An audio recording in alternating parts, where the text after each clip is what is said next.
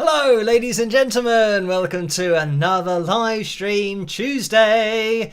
Hope that you guys had a good weekend and you had a good Monday, if that's at all possible.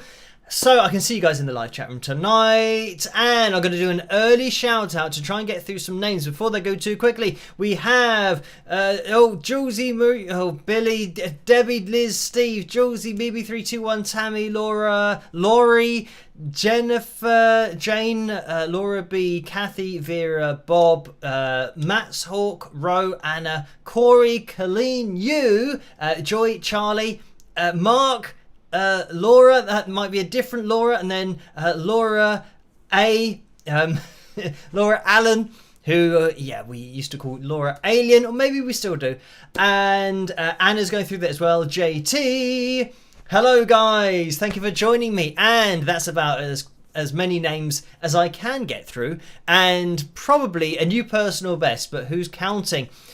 So, things have been really busy on the channel recently with the video that I released on Sunday, which was a bit of a different video, but an important video nonetheless, to just point out what's going on with YouTube and unfortunately people making videos and using footage that they don't own the rights to, and then other people registering songs that they shouldn't be registering as their own work and their own original material, and then people that are doing covers of somebody else's song are getting claimed by somebody who's registered somebody else's song as their own. So yeah, it's all a bit complicated, but the amount of potential frauds and scams going on are ridiculous. And just a quick update on that. I have been chatting actually daily with Scott, who's a lawyer,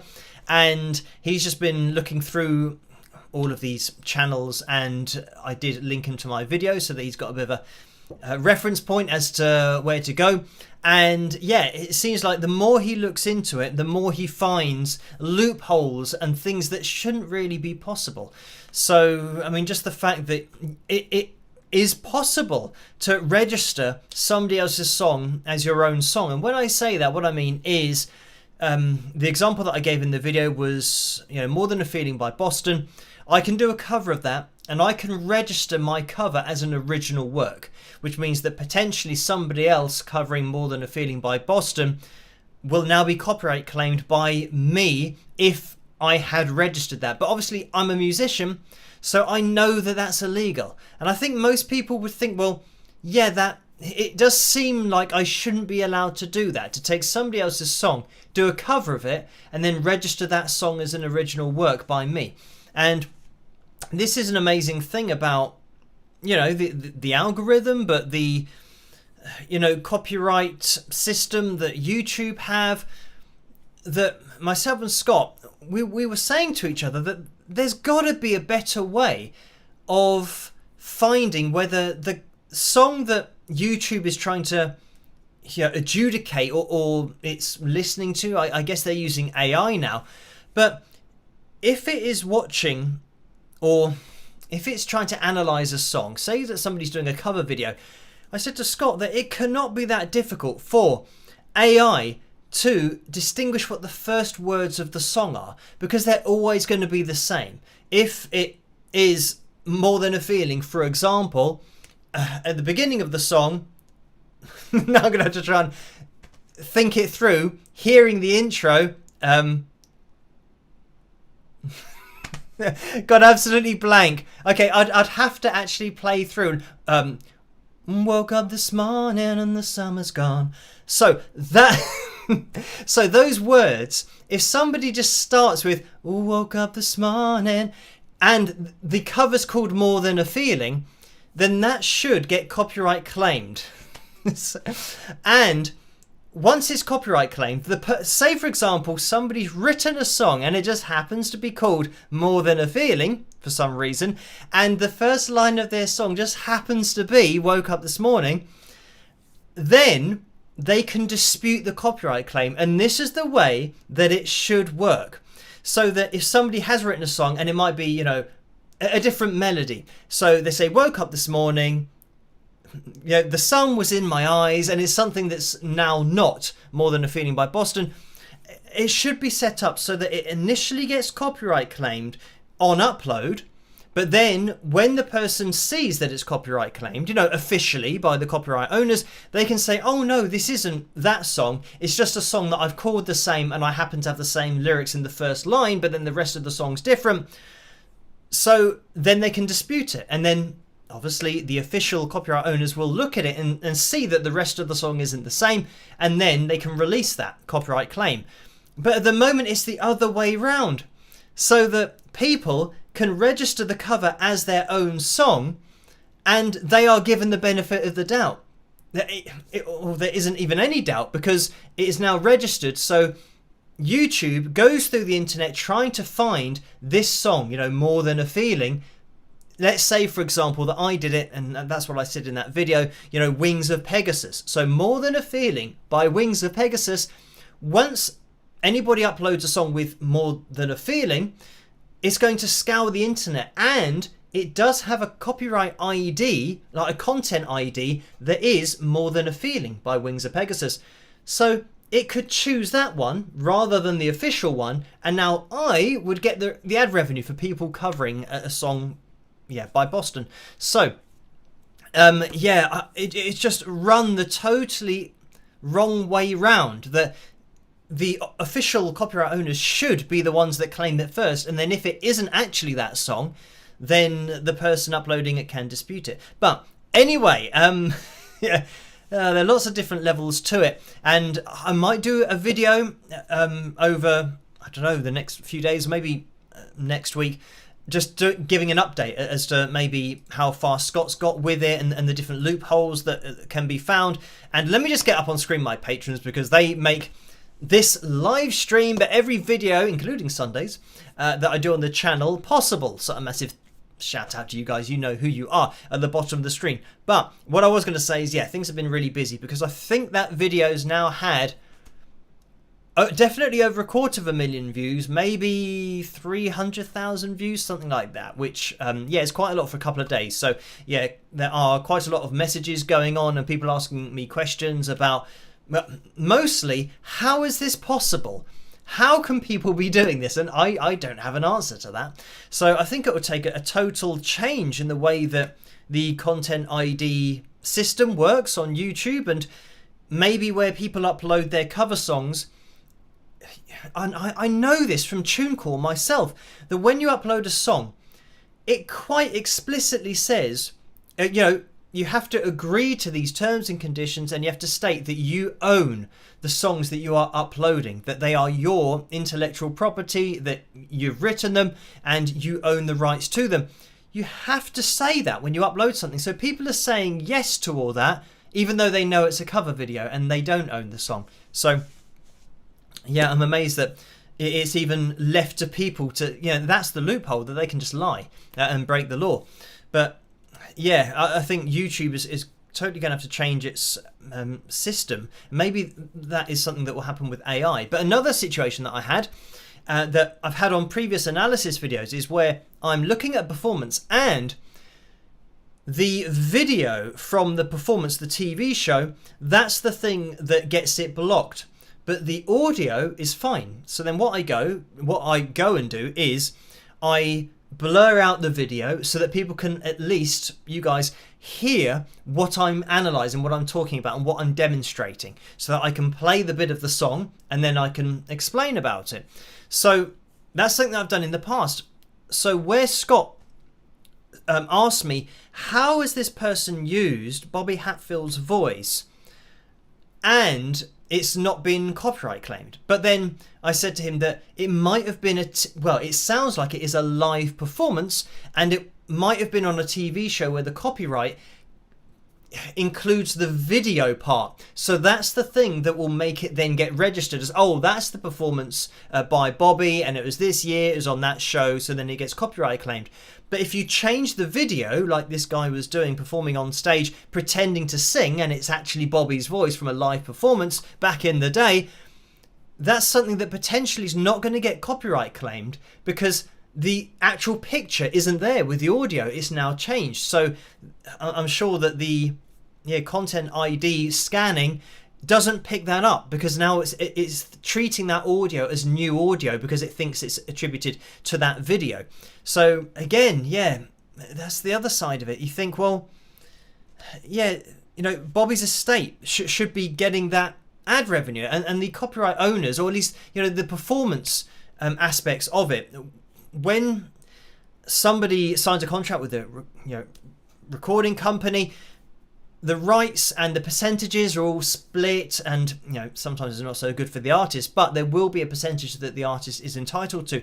So from this all happening, it means that the money isn't going where it should be going, and the people that upload, they are definitely knowing what they're doing. Because imagine like any normal YouTuber. Oh, Tammy says, please look up the likeometer. Right, I'm getting a bit sidetracked. So we're looking for 485 likes for tonight. And I am going to be jumping into that likeometer box if I can get it set up, and there it is. So let me see where we are. Right, 276. So if you guys can leave a thumbs up, that would be very much appreciated, and we will have Phil Jam number 167 if we hit that target of 485 for tonight.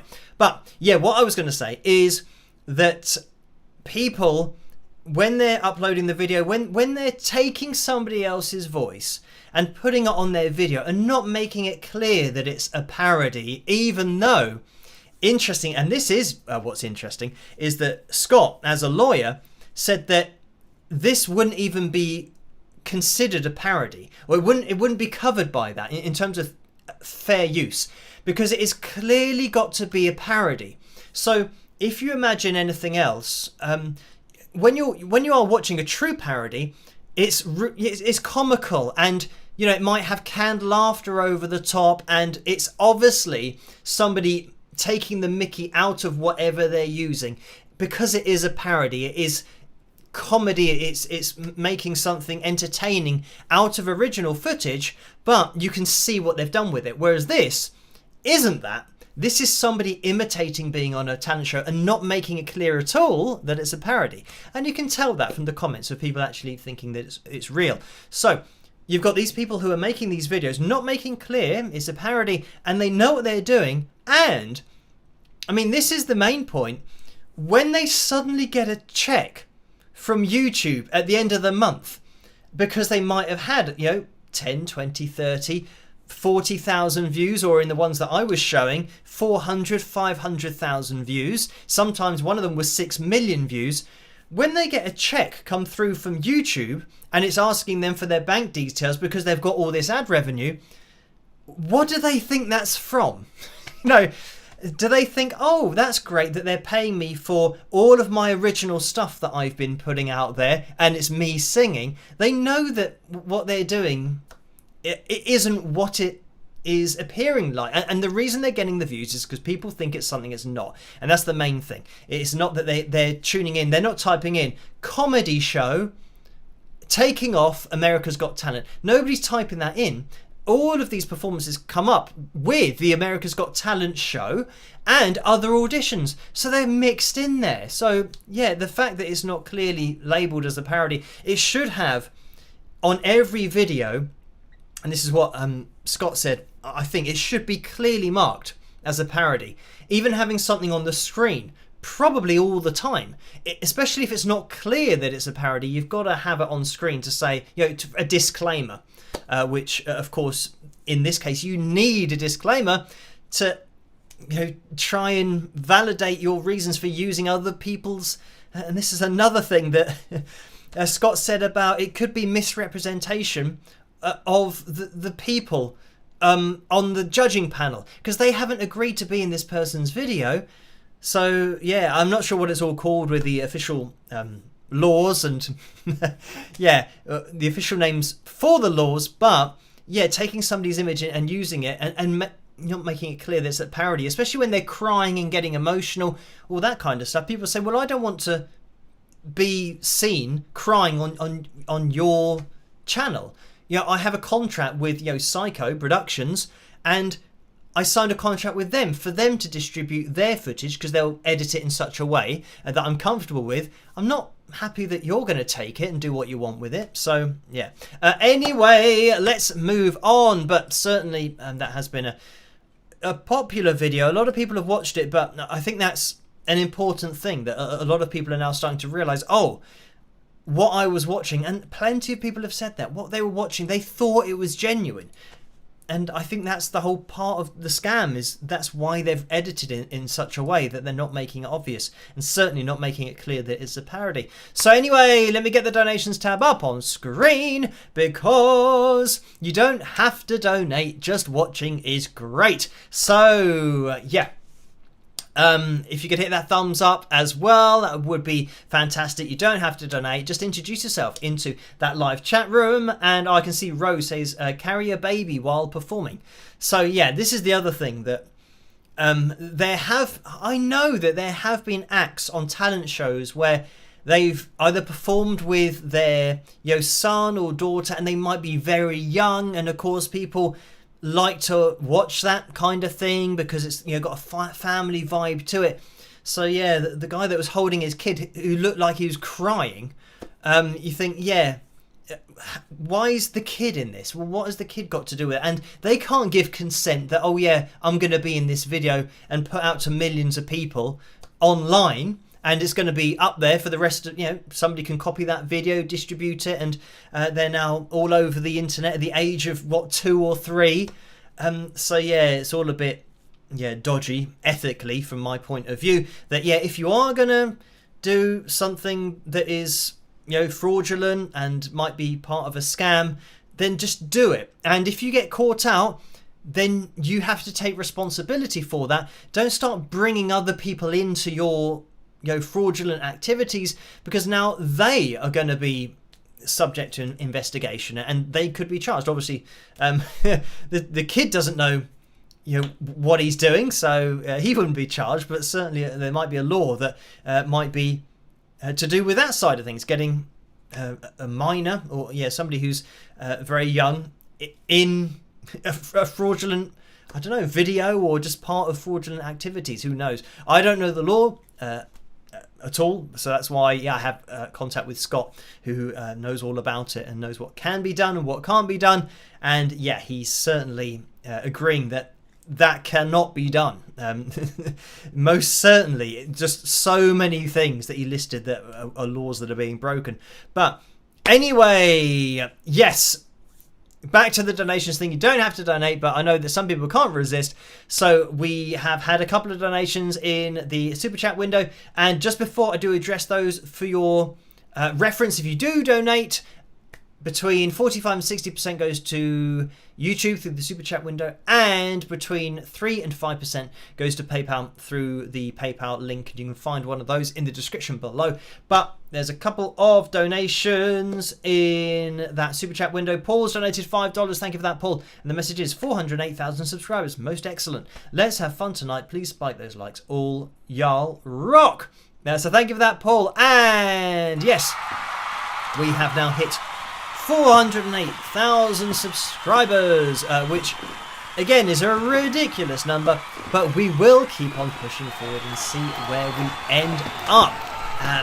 Yeah, I mean, I don't even want to think about that number because it's so many people. But thank you guys for subscribing, hitting the thumbs up, and yeah, commenting on the videos and letting me know what you guys think about everything that I talk about, or whether it's just analysing musical performances or these other things that I'll get rid of that. But yeah, these other things that just happen to pop up along the way, because yeah, when you are looking at these performances, I mean, I scroll down, and I think I'm going to start doing that more, into that section at the bottom of the video to see who's claiming the copyright, because yeah, it might be the fact that loads of people are claiming that a song that they don't own is actually theirs.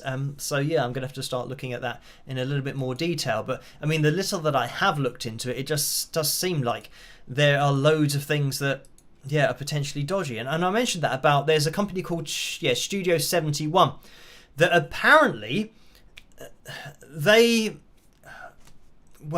have lots of YouTubers on their books. So they are potentially representing loads of YouTubers, and some of these are music channels that do cover videos, and they are registering the covers of those particular songs as original works, so then they get the ad revenue for the artist on their cover video of somebody else's song, which again, you can't do that. But that's what this company, Studio 71, are doing. So, you know, even though Scott said, yeah, it just looks dodgy to him, this company, but on their website they do say that they get, you know, billions of views every month because they got so many people that they represent. And I know that Ali Sherlock was one of those, because I looked into, you know, her channel and some of the covers that she was doing, and certainly the one that I looked at, the Avril Lavigne Complicated song, that was registered as Ali Sherlock's song, whereas it isn't. So yeah, that's one of those levels that you've got huge YouTubers who are going through a third-party company such as Studio 71, who are registering songs as original works when they're not. So it means that, yeah, anybody, but in this particular example, Ali Sherlock will be receiving the ad revenue for playing somebody else's song that you're not allowed to do. That should be going to the songwriters. And, you know, Avril Lavigne was one of the songwriters. I think there are either 2 or 3 songwriters on that song, but that should be split 3 ways, you know, amongst the songwriters, not somebody who's done a cover and now I'm going to take all the ad revenue, you know, and say that, you know, I've registered it as my own work. So yeah, even, you know, that Vanny Vabiola, who again, another huge YouTuber, and by the looks of it has got lots of cover videos, and it seems to be a genuine a channel from what I can see. But again, it's the same situation, that she's doing a cover of somebody else's song, and it was a Bon Jovi track, and she's registering that as her own song. Again, you can't do that. That is illegal. So we'll have to wait and see what happens in the future with this, and whether people are going to be held to task about it. But when you start getting into videos that have got millions of views and you're getting the ad revenue, that is now significant money that you're making. And for that person's channel that I featured, he had 220, around there, maybe 219 million views. And this was just one of his channels. And I looked into it and I typed in, you know, what ad revenue would you get for that? And YouTube said between $100,000 and $1 million. So it could be in between that. It could be the lower part of it, but it could be the top end of that. It could be close to $1 million that you get for 220 million views. So this is why I started to think, is it more of a worldwide kind of scam thing that they're trying to do? Because if that's one channel, if you can get a few channels that are going to be making, let's say, the worst they're ever going to make from it is 100 grand. So that's the worst case scenario. If you can get 5 channels to do the same thing, that's 500 grand. Yeah, and that's the minimum. So the maximum would be $5 million. So you think, well, yeah, you start to see that it would be lucrative if these people keep getting away with it. And they are getting away with it, because I've pointed that out with my video, that they are registering songs and people are taking, you know, the copyright or the ad revenue for the copyright. So yeah, very complicated. But when you start seeing it actually turned into a dollars figure, that you think, right, okay, yeah, there might be, because some people have said, oh, maybe it's not worth the record companies looking into it, or it's so small time they might not make any money from it. If they figure out how much money they should be owed from ad revenue, then I think they are definitely going to pursue that, to think that they could be getting between, what, top end 1 to 5 million, or 1 million per channel. $1 million, yeah, it isn't bad. You could buy some stuff with that, you know. Anyway, so let's push forward with tonight's live stream and the donations. Russ donated $10 as well. Thank you for that, Russ. And that's Russ's first donation, because there's a number 1 in the super chat window. So thank you for that, Russ. And it is a straight up donation. Right, now there have been PayPal donations, so let me just quickly get through some of these. Donald donated £5. Thank you for that, Donald. And that was a straight up donation. And then we've had a few CD orders, which is always nice. Nicole has donated £8 as well. Thank you for that, Nicole. And the message is a little hello, Phil, for you, without forgetting my congratulations for the ascent. Wings of Pegasus to conquer the earth. Many love for rocking. Cheers. So thank you for that, Nicole. And Tammy has donated £10 as well. Thank you for that, Tammy. The message is, hi, Phil. Congratulations on hitting 408,000 subscribers. You're doing an outstanding job. Keep on rocking. So thank you for that. And I think the last live stream was 406. So we've had a little bit of a leapfrog over 407. But yeah, again, thank you guys for subscribing and getting involved on the channel. Steve donated £5 as well. Thank you for that, Steve. The message is, how do you imagine the playing of people like Jimi Hendrix and others of his era and before changing if they had Floyd Rose Bridges? So thank you for that, Steve. And yeah, this is a question linked to, I think, the last live stream where we were talking about Floyd Rose Bridges and how they worked and all that kind of stuff. So I don't think it would necessarily change the way that they played. I think Jimi Hendrix probably would have used it quite a lot because he would know that he could come back in tune. But yeah, with other players, generally a player just plays the way they play, and they don't necessarily focus on one bit of a guitar. They don't think, right, now I'm going to base all my playing around this bit of equipment, whether it be the Floyd Rose or a particular pedal. I mean, yeah, the only thing that maybe is a little bit different is, I know the guitarists like The Edge, for example, U2, he very much had a particular sound where he used a particular setup of pedals having a very particular delay to it, so that it repeated at the same level his picks, so that he was picking half time. So it meant that yeah, you got a very particular sound when he played. And yeah, that's an example of somebody using a pedal, but they're still not necessarily changing the way that they play because of the pedal. The pedal just picks out exactly what they want to emphasize, whether putting like an extra pick at the same volume as their initial pick, but at double the time, so that by the time they do another pick, there's been one in between those.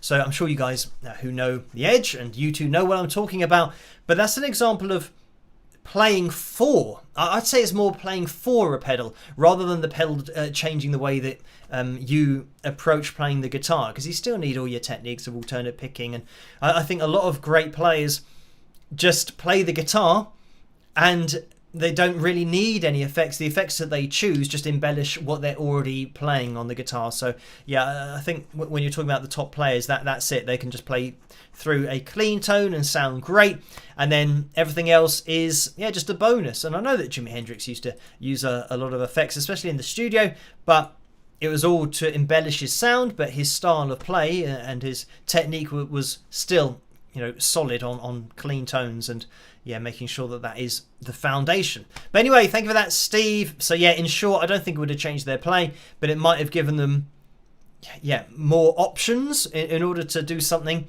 But again, even with kind of dive bombs and all that kind of stuff, it's it's fun, but it's not exactly like a Jeff Beck thing where he just totally mastered changing pitch and ascending and descending with his whammy bar, and descending but applying vibrato within that frequency range of still being, say for example, a semitone below where he's actually fretting because he's using the whammy bar.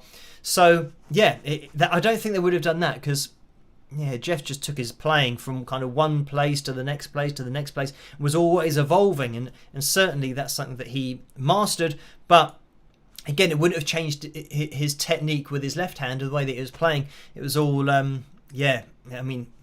all on a totally different level with that right hand, his control with that whammy bar. But anyway, thank you for that, Steve. And Lisa W has donated £7.26. Thank you for that, Lisa. And the message is, skyrocketing straight up. Congratulations, Phil. I want to take a moment to thank you for the kind support you or your offer your many fans, it can mean so much to people to receive a simple kind word or gesture. You are growing fast due to your humble, engaged and caring manner.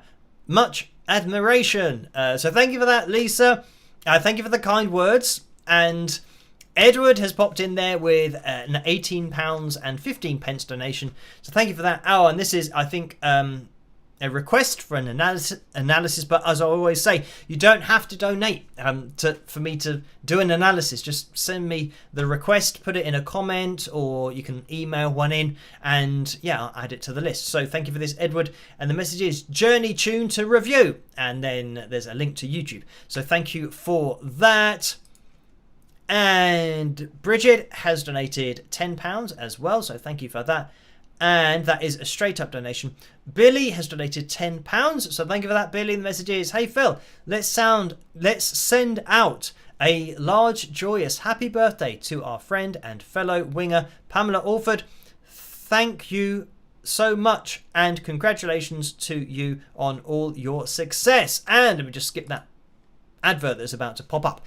So yeah, thank you for that, Billy. And yes, so a big happy birthday to Pamela. And yeah, all you guys can wish Pamela a happy birthday in that live chat room. And I hope you have a fantastic day. Thank you for that, Billy. And just moving on. Sue has donated £20 as well. Thank you for that, Sue. The message is, amazing content speaks for itself, and apparently more than 408,000 people agree with me. Congrats on another smashing week, Sue. So thank you for that, Sue. And I smile because it reminds me of the kind of comments where people say, who cares, or something like that. But there's, 408,000 people. So I don't know what these people are thinking or how they think that it works. When people subscribe to something, it's because they do care and they like to watch whatever's being explained or analysed in the case of my particular channel and the things that we do. So, yeah, these people that say, oh, who cares, about something that I might be pointing out. And, I mean, that has even happened on videos like the one that we're doing on Sunday. Some people just don't really get it or the severity of it. But anyway, thank you for that, Sue. And Lisa has donated £5, so thank you for that. Lisa, the message is, and that's Lisa A, the message is, what is your favourite season of the 4 and why? So thank you, Lisa, for the question. Do I have a favourite season? I'm not sure that I do. Because generally here in the UK, you have, winter can get really cold. But that's generally around Christmas time, which is a nice time of the year anyway. So that's, I suppose it's pros and cons because, yeah, when it's cold, you can't really go out and do anything because it's too cold. And obviously there's like colds and flus that are going around, so that's not particularly good.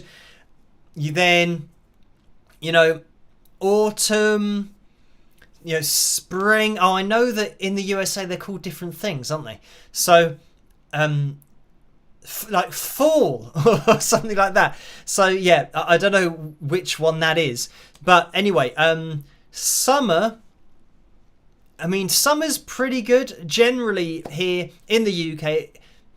Over the last few years, it has started to get very hot in the summer. So we're allergic to heat here because we're used to it being maybe 25, 27, something like that, which is quite hot for us. Degrees Celsius is what I'm talking about. So when it starts getting up to 30, 35, 40, 42 or something, I think we had last year. So yeah, when it starts getting up to that, it's always double the temperature that we're comfortable with. So that is a little bit too hot. So I would say my favourite probably would have to be summer, but not a hot summer. So it means you can go out and do things and there's less illness around and all that kind of stuff. So yeah, a comfortable summer. But then again, in the winter, when it is cold and sometimes when it rains more and it's, a little bit more kind of cozy and you stay in and not that I stay in and watch a movie because I'm always doing something, but if I weren't always answering emails, this image that I have in my head of wintertime would be around a fire. Like, for example, at my sister's house, they've got a log fire. So when we go over there at Christmas, that's all very nice, and it's warm by the fire, and it's a very nice time of year.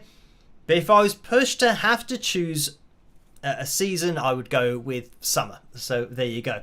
And yeah, I don't know what... Cheryl says fall, spring. So thank you for that. I'm sure that you guys probably over in the USA call summer, maybe, and winter. Maybe it's just fall that's a different one. But anyway, yeah, thank you for that, Lisa. And Diane has donated £7.24. So thank you for that, Diane. And that is a straight up donation. And we are now up to date in the PayPal window. So thank you guys for those donations. And let's quickly check in on the likeometer. We are at 437 likes so far. We are aiming for 485. So if you guys can hit the thumbs up, that would be very much appreciated. If we do hit that goal, we're going to be busting out the guitar, having a fill jam at the end of the live stream, and it's just approaching a quarter to midnight here, so we've still got about half an hour left. And I think over here the backing track is 4 minutes and 37 seconds, so it's going to be a short jam tonight if we hit that target. Fill jam number 167, so we'll keep an eye on that. And we're looking for 44 more people. I know that I haven't done any maths yet in tonight's live stream, but there you go. That is it. And I think this is pretty much the only time I have to try and figure anything out like that. So the live streams are the only time that I'm actually exercising my grey cells, as they say, to figure out anything mathematical. So there you go. We're now looking for 40 people. I always try to wait until it's easier for me to work out. So we are going to be having a picture corner, by the way, a little bit later on, or probably quite soon. And we have, this is another thing that I always forget to mention, and another thing after that I forget to mention. But the first thing is we have a vote going on at the top of the live chat room, and that is for tonight's cover video. It's between Lay It On The Line and Don't Slow Down, and Lay It On The Line is currently in the lead by quite a way, 59% of the vote. So we might be having a little listen to that, my version of the Triumph Classic, of course. So, and no, I have not registered. That is my original work. This is the other thing that a lot of people, I mean, this is probably, I don't know, 5-6 years ago, maybe even more than that. Some people wanted me to do a cover CD and release one. But because I know the law, I tried my best. I even went through a third-party company to try and get in contact with the people, the copyright owners, to come up with a contract in order for me to sell my own CD with their songs on them, because they own the song. So selling a CD, as soon as you make any money on anything, and this includes ad revenue, as soon as you make any money from somebody else's song, you have to have an agreement, a contract with them that allows you to do that. So this is why when I looked into it, trying to release a CD of cover songs, I thought, well, yeah, I tried for, I don't know, maybe 6 months or longer, and obviously trying to get in touch, and I was using a third-party company to try and approach all these people that owned the songs, but of course you don't get anywhere. You can't get in contact with them, let alone actually then get into the point of having a contract with every person or multiple songwriters. So this is the other thing that people say, oh, can you release a cover CD? And being a musician myself, I can't in good conscience break the law, knowing that I'm making money from other people's songs, because if they wanted to, they could sue me. So yeah, and I know that other people do this. I know that other people release CDs of their cover songs, and if they are doing that, it means either they're doing it illegally and they're just hoping that people aren't going to notice, because there are so many millions of covers out there and potentially people doing the same thing, trying to get away with it. So first of all, they hope that nobody will notice. And second of all, either they are doing it illegally or they have a contract with every single copyright owner of their songs that they've performed on their covers video, on their covers CD that might be videos on YouTube. So what I'm talking about is when somebody does a cover video, somebody say, oh, it'd be great if you could release a CD that has this cover song on there that isn't with the video but just on a CD or on an album. So this is it, that if they are doing that, if they're releasing multiple songs that they don't own, they have to have an agreement with the copyright owners in order to do that. So I would say that for a YouTuber to have a copyright owner sign a contract with them agreeing to give away half of their revenue to the YouTuber, I would say the chances of that are pretty slim. Especially if you're listening to a covers album that has maybe 10 or 12 tracks. It means that all of those copyright owners have agreed to give away half of their earnings to a YouTuber for this person's video. So this is why when people ask me to do it, I'm not just going to do what everyone else is doing. I do everything above board, and if I know, this is the thing as a musician, you've got to know the law, and if you know what you're about to do is illegal, then don't do it, because the last thing you want is, imagine you then become a huge superstar and now everyone can see, oh, hang on, this person who's now a huge superstar is worth I was going to say $200 million. And I thought, oh, well, no, that's a bit stupid. But then I realised that Taylor Swift is going to make $2 billion just from one tour. That's how much she's earning on her current tour. And it gives you an idea of ticket prices and how they've gone up. So she's making $2 billion from her latest tour. So 200 million isn't actually that much. So imagine this artist was worth 200 million, but they released a cover video when they weren't a cover album when they weren't very well known, and they didn't have the rights to these 10 or 12 songs. Of course, those 10 or 12 copyright owners can take that artist to court and say, you released this without our permission, so now we want damages for you getting obviously publicity from our songs in order for you to get on the ladder to now be worth hundreds of millions of dollars. So we want damages for that, please. And that is the law. They would have a case. So anyway, there you have it. I was going to say, as they say, but as I say quite a lot on the channel. Right, we are going to be jumping into the cover video for tonight, and maybe we might have time for a fill tune here. When I say here, I mean on tonight's live stream, because we haven't had one of those in ages, and I know that a lot of people have been requesting a fill tune, and people might have just given up after the length of time that we haven't seen one. But we will jump into this. Let me just skip this advert that's trying to get involved, and let's see. It is going to be Layout on the Line, so let me end the poll 60%.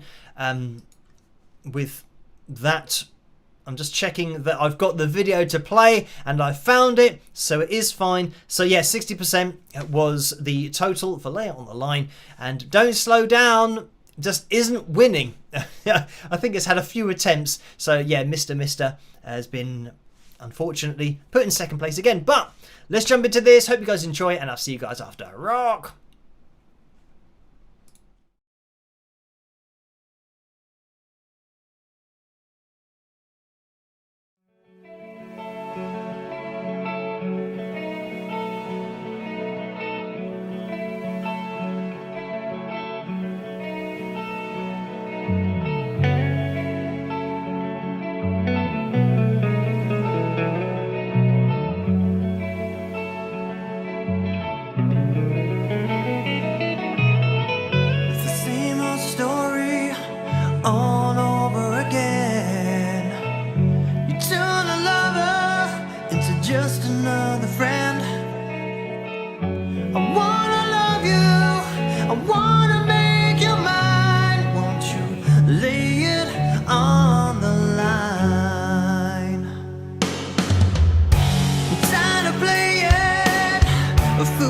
Games. I'm tired of all of your lies, making me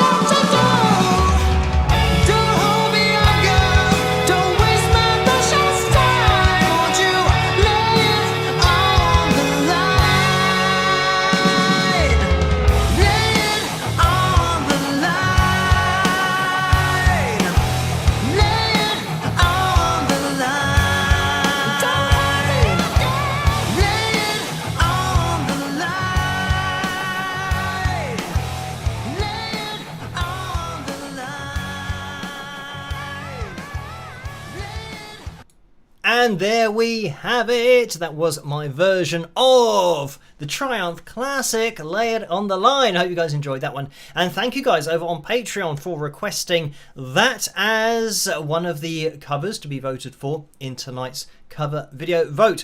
So we are just quickly going to be jumping over into the PayPal window because there's been another donation in there. And it's Vera who's donated £18.09. Thank you for that, Vera. It's quite a long message. I'll try to get through this quickly. Hi, Phil. I have a far better understanding of why you are single. The boys have lost all of their girlfriends. The girlfriends were not getting enough attention, and the boys were not willing to give up their music. Their girlfriends were also jealous of the girls at the gigs. Does that happen often in the music world? Oh, and congratulations on your channel growth, Vera.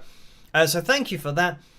And I mean, it depends what kind of level you're at or you're talking about, because I think when people are famous, then you know they're on TV, and you know they might even do a bit of acting in movies and all that kind of stuff. So they've got fame, and I think people find fame attractive. So yeah, I think that's one part of it. But when you're talking about, for example, my music career when I was younger, it's not glamorous at all. The life of an independent musician and somebody who's just doing, you know, playing pubs and clubs and trying to, you know, sell CDs and having your merch stalls, you know, set up before you play live, all that kind of stuff.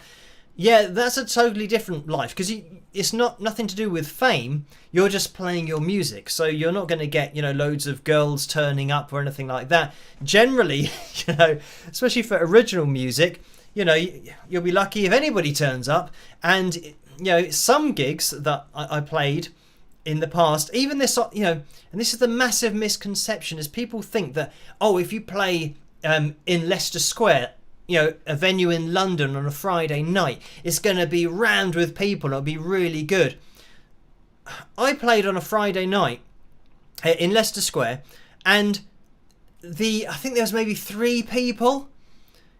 So this is original music for you. So what happens in the venues is that they don't check the bands. So you could be playing, if 3 or 4 bands are playing, you could be the headline band, and you can have 3 bands that are the worst bands you've ever heard in your life. There might even be one band who are using language that's highly offensive, and they empty the venue for you as the headline act. So you go up there, and the only people watching you are the band who are using their controversial material and have emptied the venue. So you think, well, yeah, that is the life of an independent artist, that especially when bands are, you know, on the circuit, but not even really that. The bands that are playing regularly, that are genuinely, you know, trying to get somewhere and make a career out of it, you're having to play with other bands who, I don't know what they're doing. Obviously, it's a recreational thing and they might enjoy it, but they're trying to be controversial. And sometimes that doesn't work. But if you're playing on the same bill as one of those bands, and, you know, it happened multiple times, then you're going to have nobody to play in front of. So, yeah, that's the problem. And again, you know, getting people into London especially, getting a following, this is something that, again, is really difficult to do, because people don't go out to watch original music. They'd rather go to you know, a pub or a club where it's a cover band, so that they're playing all the songs that everybody knows. And yeah, for me, I didn't want to do a covers band thing. So, you know, but, you know, having said that, now I do these live streams, and, you know, I've got a few subscribers, and I get to, you know, play my music and, you know, make CD sales of my album. So it's worked out well in the end. But that end point is from me just deciding to do it all myself and take it online, and decide that, yeah, I don't really need anybody else to help me do anything, because I've built up all the skills I need over the last 20 plus years to be in control of everything and own my publishing, and I know how it all works. So yeah, I can do it all myself. But yeah, it's not glamorous going through it as an independent band and an unsigned band as well. But again, that's just part of my journey, and yeah, I wouldn't change that at all. So yeah, I'd say that this whole preconception of, guys in bands, if they've got girlfriends, the girlfriends get jealous of, the groupies that all want to hang around and all the other girls. You're talking about a level that's way far beyond what I'd class as an independent band and an original band, just getting out there gigging, week in, week out, and trying to build up a following. It's not like that at all. That only, I'd say, happens when you're talking about kind of pop stars or maybe rock stars that have been around for 20 or 30 years and very well known and famous and all that kind of stuff. Or something like Bon Jovi, where they look a particular way and the women flock because of the fame as well. So yeah, it's not at all like that. And certainly with me doing things now, because I do everything myself, it's not something that is, I don't know, it doesn't go very well with somebody else, for example, saying, oh right, on Saturday we're going to go and do this, or I've booked us to go to the cinema or go out for a meal or something like that. Because I'd say, well, hang on, I'm doing a live stream in an hour's time. I've got to set that up. So, I can't do the dinner on Saturday night. They say, okay, we'll do it Sunday. And I've said this before. I said, well, Sunday, that's a video day. I'm going to have to spend the day editing and then release it by 8 p.m. And they say, oh, okay, well, Monday then. Well, that's an admin day. I've got to get through all my emails. And Tuesday, well, that's another live stream. So, yeah, so every day it is taken up. So it's not really conducive to, just doing things in even at the weekend. A weekend is just another day. And a bank holiday weekend, they're just normal days. It's just a work day. So anyway, talking about that, just very quickly, I had a brief chat with Seal yesterday, was it? The day before, I can't remember, but anyway, yeah, Seal is, he's really busy at the moment writing, and yeah, he's, by the sounds of it, a bit under pressure actually with his writing to get it all done, and I think he wants a little bit of time for himself. But yeah, so it means that the video that we're going to do together, that's going to be delayed, and we'll try and probably touch base in a couple of weeks. And of course, I'll let you guys know as soon as that is organised, and you guys will know on Patreon first of all, of course. But yeah, just to let you know, I'm working on my side project as well, which is coming along pretty well. And again, I'll mention that over on Patreon as soon as I can, kind of talk about it. Right, let me just skip that advert. Oh, Vicky's donated $5. Thank you for that, Vicky. The message is, we are still in winter and today is going to be 38 degrees, which is unusual for us. Normally around the 25 for winter. Rock on, Phil. So thank you for that, Vicky. And I'm assuming that's like a Fahrenheit thing and not a Celsius thing. Because, yeah, 38 Celsius is very hot indeed. So thank you for that donation. Right. What were we going to do? Okay, so we've just gone past midnight. Let's get into Picture Corner, maybe get into a Phil tune, and then we've got the Phil Jam, of course. We'll bust out the guitar. So let's jump into Picture Corner and see what is going on in there tonight. And, first of all, let me get the first one up on screen. We have this that has been sent in from Vera. Why is it not appearing? Okay, right, so... This is, sometimes when we show the picture, it's entirely random as to where on the screen it appears. But in this case, it seems like, wow, it's not actually appearing at all on the screen. So, not entirely sure what's going on here, because it should be working, but it's not working. So, there we go. There we have Picture Corner for tonight. Very exciting. So this is absolutely set up in exactly the same way as it normally is. It's just refusing to show on screen what I'm asking it to. So yeah, that's the first time that's ever happened. It should absolutely be showing the pictures. I'm clicking on the button and it is saying I'm showing the pictures on screen. At least that's what the software is telling me. It's saying, yes, this is live. It's showing, but it's not showing. So we'll have to postpone Picture Corner for tonight. We will jump into, it said that it was displaying it, but it wasn't. So we'll jump into a Phil tune, and then we'll get into the jam. And which fill tune should we have a look at? Let me have a little look over on Patreon and see if anybody requested one over there. As I said, because we haven't seen one in such a long time, I think people maybe haven't requested. I can see that Tammy donated, but also Tammy requested fill tune The Italian, so we might just jump into that one. And let's click on the button and see if the whole software is not working or whether it is still working. If this starts, it means that it just really has had a bit of a, I don't know, a mental attack or a mental attack. Well, there's another word for it, and I can't remember what it is. But, yeah, they've just drawn a blank mentally. Let's see if this works. If it does, so we're going to try and do the real-life story of The Italian, the fill tune. If this works, then, yeah, my software's obviously thrown a bit of a wobbly. So hopefully I'll see you guys after this. Rock!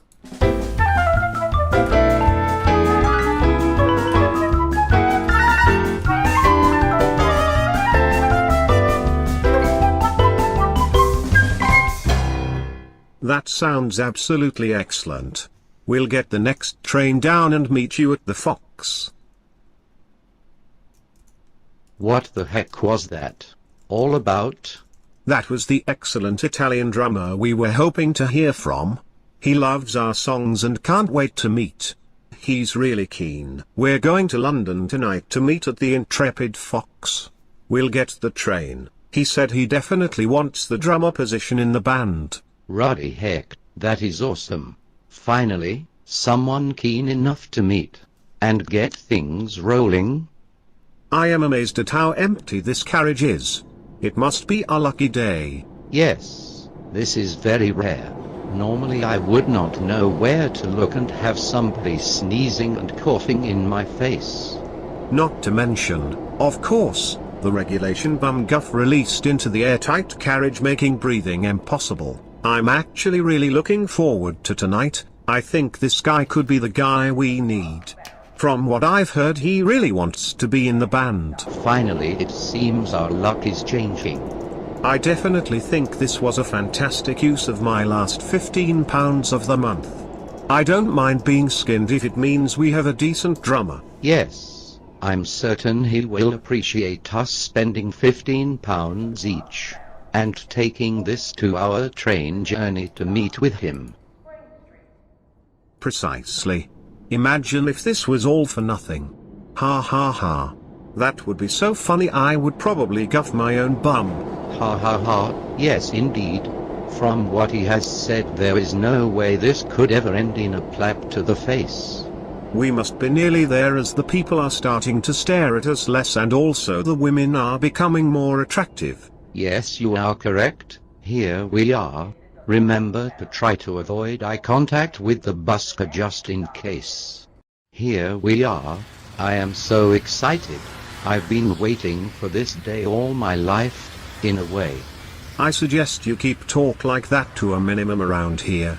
You sound like a hormone sensual, not a metal rock death voodoo punk of death. Let's go inside. Wowzers. Heck, this place looks a lot more realistic on the outside. Hey there guys, you are looking for me. I think I want to say, are you Phil? Yes I am. I recognize that Italian accent. You must be Alessandro. That is not an Italian accent. Shut your guff trap, you're breaking the illusion. Right, let's get a proverbial beverage and talk band business. Sounds good to me. Well guys, we certainly are having a great luck. And getting on like fantastic chums. I like the vibe we are producing with our verbal interactions. Can I just say guys, you are amazing. And I would love to join the band. I'm in this for the big time. Whatever it takes. It's only been 10 minutes, but I think we all want to move in the same direction and get this show on the road. We've been searching so long, but finally it has paid off. I think there are some great times ahead. Oh, do shut up. I'm seriously starting to worry about you. Now, let's talk business. Shall we get a rehearsal booked for say 2 weeks' time? Well, in 2 weeks I'm heading back to Italy. So, that is not too good for me. Absolutely no problem. When are you back from Italy? We'll organize it for that week. Yes, the problem is I'm not sure I'm coming back to England. Ha ha ha. I hope to heck that you are pulling on my proverbials. No, I'm serious. It is unlikely I'll be coming back. Heck. Are you actually demented in the head? How the absolute guff are you going to gig with us when you are in a different country? Oh yes, I can see that will be a problem. I hope I haven't wasted your time. Oh no, not at all. We love to travel for 2 hours on the train, spending our money on train tickets and a beer for you, just for you to frig us in the guff, right? Well, we are going to leave now for the 2-hour journey back home. I sincerely do hope you get home safely to your flat just around the corner. Come on, let's get the guffing heck out of this vicinity before I lose my temper and tell him to frigging naff off back to Italy. It's lucky it's all on film, or else nobody would ever believe this actually happened. Unbelievable. What an absolute waste of time and money. To top it all, I had to spend my last 30 pence at the Paddington toilets. What a rip-off. I can't believe he spun me that guff about wanting to make it big with us. This is the worst day of my life.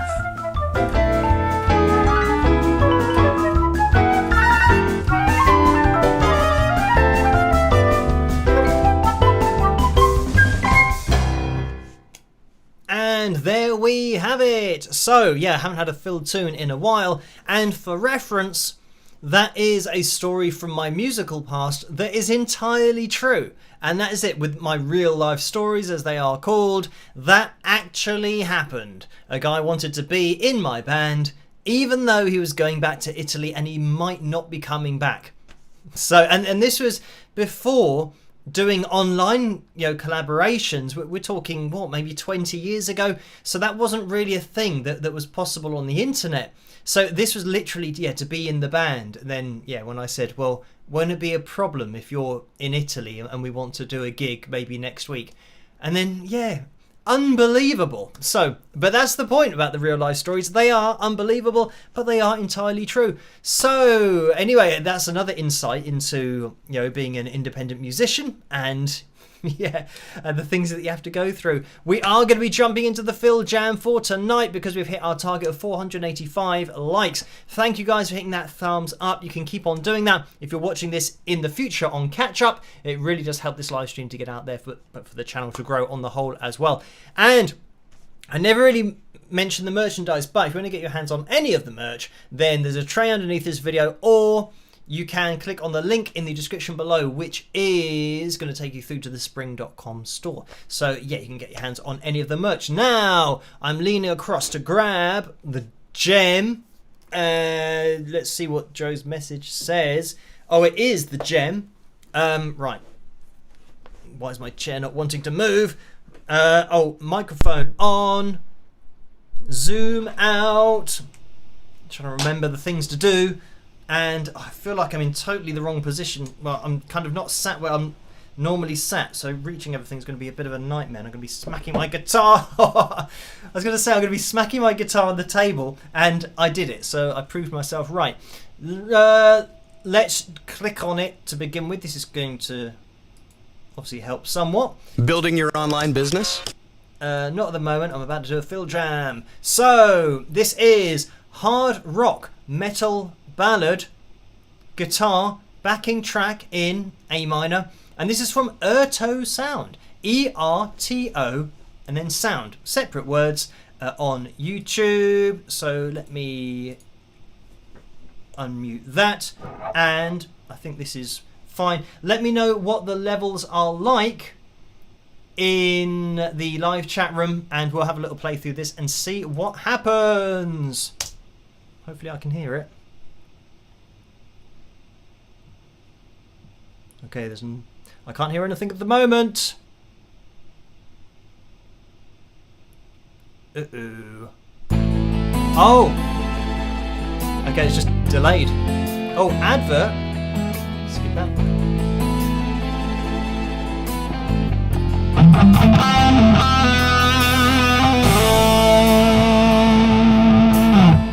Can you hear this?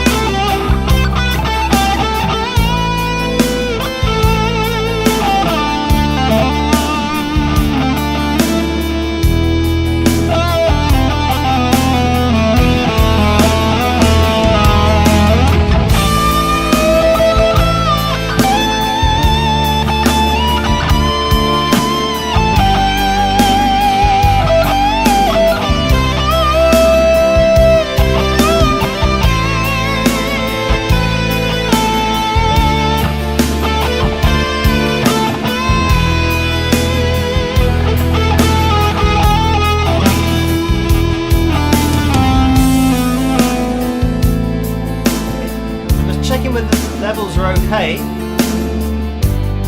little bit of clean, see what this looks like.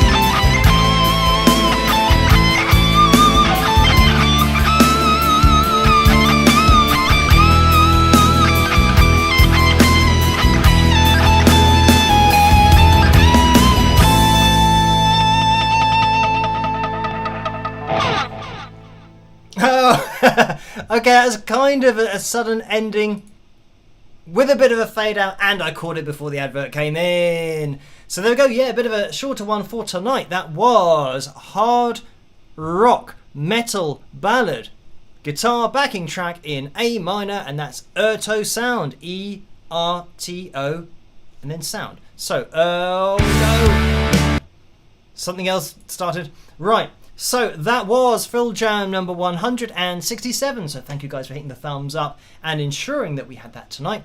I'm going to be here with another video tomorrow night, and we'll be live streaming on Saturday night, which I think some people have said that it's British summertime now, not Greenwich Mean Time. But whatever it is, I assume it's got to be summertime. So I will be here at 11 p.m. Just type in time in London, England, and you'll find what the time is where I am. So yeah, 11 p.m. That's when I live stream on a Tuesday and a Saturday. So hopefully I will see you guys on Saturday. We will be going for a new record of likes in the history of the channel. So we will need everybody to turn up. So if you can make it on Saturday night, that would be great. But thank you for tuning in tonight.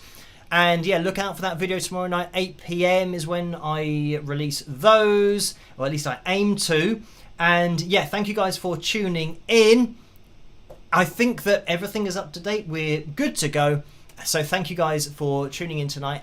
All that's left for me to say is try to stay as safe and as sane as possible. I might just try this again. I don't know why this picture corner didn't work. Let me see if this... Yeah, it didn't work. But I was determined to get the picture corner done. It's not going to work. Anyway, yeah, try to stay as safe and as sane as possible in this crazy world in which we live. And I will catch you guys at the next one. Rock!